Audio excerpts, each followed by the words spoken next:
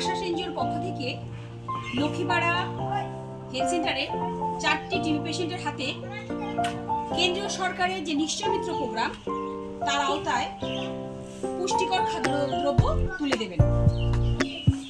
TB একটি অপুষ্টিজনিত রোগ, সেই উদ্দেশ্যে এককভাবে অথবা এনজিও উদ্যোগে পেশেন্টকে 6 মাসের জন্য অ্যাডপ্ট করবে।